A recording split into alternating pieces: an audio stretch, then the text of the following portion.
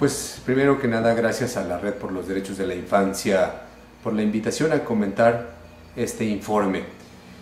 Yo creo importante porque en este contexto de violencia asociada a la realidad de la delincuencia organizada en el país, creo que resulta muy relevante el ir pudiendo echar miradas mucho más específicas a las consecuencias y a los efectos que esta situación está teniendo, y particularmente en este caso echar una mirada sobre los efectos que está teniendo en la niñez esta realidad de violencia de la delincuencia organizada. Y me interesaría destacar algunos aspectos del informe. Yo creo que lo primero es el esfuerzo de la red por tratar de reunir datos, saber exactamente en qué medida, en qué proporción esta situación de violencia está afectando la vida, la integridad de los menores. Y bueno, vamos encontrando datos como estos que ponen de casi 1000 niños y niñas asesinadas entre diciembre de 2006 y octubre de 2010, o esta cifra que se calcula de 30.000 menores huérfanos en el país. Creo que estos son los datos relevantes y creo que es también parte de la primera exigencia, una enorme dificultad para una adecuada comprensión de lo que está pasando en el país, de lo que significa esta realidad de violencia, es la ausencia de datos concretos, duros, fiables y sobre todo continuos, que nos permitan saber qué está y qué impacto está teniendo esta realidad y entonces qué es lo que tenemos que hacer. Una segunda cosa que me parece muy importante es la pregunta totalmente pertinente que se hace la red a través de este informe. ¿Qué tipo de conflicto es el que estamos viviendo? ¿Es un conflicto, digamos, que se puede hablar como una guerra entre dos países? La respuesta es no. ¿Es un conflicto no internacional, interno, de acuerdo a lo que está establecido en la normatividad internacional? Y tampoco. Y finalmente, pues plantea esto que hoy es como el terreno que se está construyendo. Es una realidad de la actuación y de la presencia de la delincuencia organizada. Pero creo que también subraya que cuando hablamos de delincuencia organizada, no podemos reducirla solo al tema del narcotráfico, sino a una problemática que se va asociando a muchos ámbitos de las esferas delincuenciales, a la trata de personas, a la piratería, al tráfico de migrantes, propiamente a la delincuencia organizada, al secuestro, a la extorsión, a un campo que va creciendo. Y yo creo que en la medida en que este campo va creciendo y la actuación de la delincuencia va diversificándose, también en esa medida se multiplican las posibilidades de que los niños y las niñas vayan siendo involucrados en la delincuencia organizada. Entonces creo que esto es un elemento importante y creo que es una tarea permanente, tratar de comprender las características, las dimensiones de este fenómeno que vive el país, porque de la buena comprensión del mismo va a depender la posibilidad de desarrollar una adecuada estrategia para buscarle una solución. Entonces, eso me parece, yo diría, creo que muy importante el esfuerzo en la pregunta de ponerla en un primer plano. Creo que otro elemento que me parece sin duda también muy importante es señalar la necesidad de que a la niñez, a los niños y a las niñas que se han involucrado en este tema de la delincuencia organizada, no se les vea solo y exclusivamente con la mirada de infractores de la ley, sino sobre todo con niños y niñas que están en una situación de explotación por parte de la delincuencia organizada.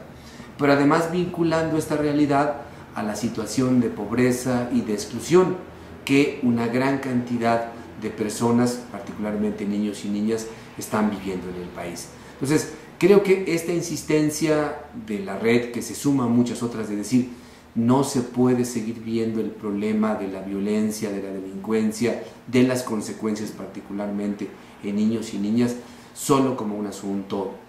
de criminales y solo como entonces en una estrategia de uso de la fuerza, de uso de las fuerzas armadas, de tratar de encarcelar a todo el mundo, sino como una consecuencia de la falta de oportunidades de estudio, de educación, de trabajo, de oportunidades de una vida digna para una gran cantidad de personas y particularmente para niños y niñas. Entonces, creo que el informe pues logra poner en una muy buena perspectiva esta problemática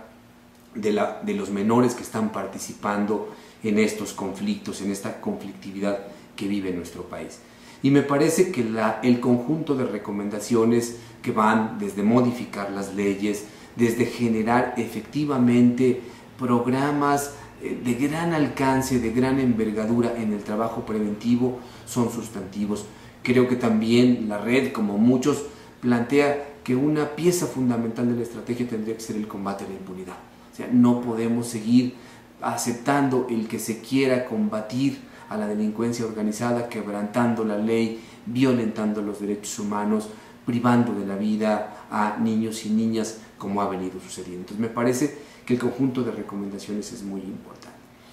Y quisiera también plantear que este análisis que se va a hacer de este informe alternativo presentado por la red como parte del proceso de cumplimiento de las obligaciones del Estado mexicano, creo que va a tener, yo diría, un reto por delante muy importante. Será el análisis, seguramente de ahí vendrán unas recomendaciones,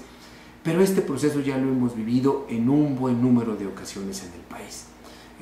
Hace un par de años tuvimos el examen periódico universal, la revisión en Naciones Unidas de todas nuestras responsabilidades en materia de derechos humanos y hubo recomendaciones. El año pasado conocimos el informe de la visita del Subcomité para la Prevención de la Tortura y hubo recomendaciones, y podríamos enumerar una larga lista. Pero la pregunta es, ¿qué ha pasado con esas recomendaciones? Y yo diría, lamentablemente, muy poco.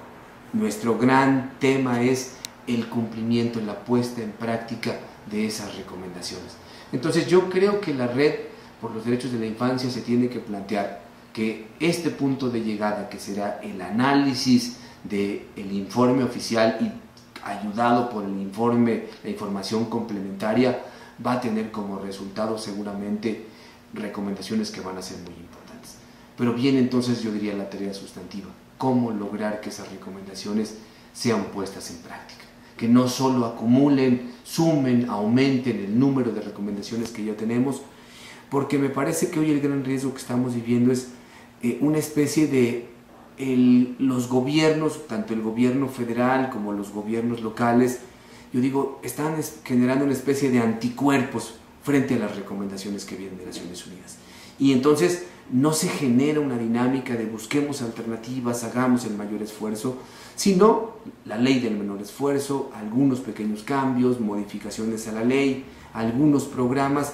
pero que si uno las analiza son más respuestas de forma que de fondo. Son para tratar de dar una apariencia de que algo se hace, pero dejando intocada la realidad, las causas que han originado esta violencia. Entonces yo diría que creo que la Red por los Derechos de la Infancia, pero creo que todos los que nos dedicamos a la defensa y promoción de los derechos humanos en cualquier ámbito, hoy tenemos una tarea: cómo lograr que el Estado mexicano pase de las palabras y de recibir recomendaciones a las que se responde con discursos, a una respuesta de acciones concretas, efectivas, de largo plazo, que modifiquen, yo diría, esta realidad permanentemente violenta, permanentemente violatoria de los derechos humanos, en este caso de las niñas y las niñas, que yo creo que son uno de los sectores que está pagando un alto costo a consecuencia pues de esta estrategia que muchos estamos convencidos que no ha sido la adecuada, que no hay evidencia de éxito y que urge que sea transformada, cambiada, para que sea una estrategia eficaz, pero sobre todo respetuosa a cabalidad de los derechos humanos de todos los que vivimos en este país. Pues muchas gracias a la Red por la invitación.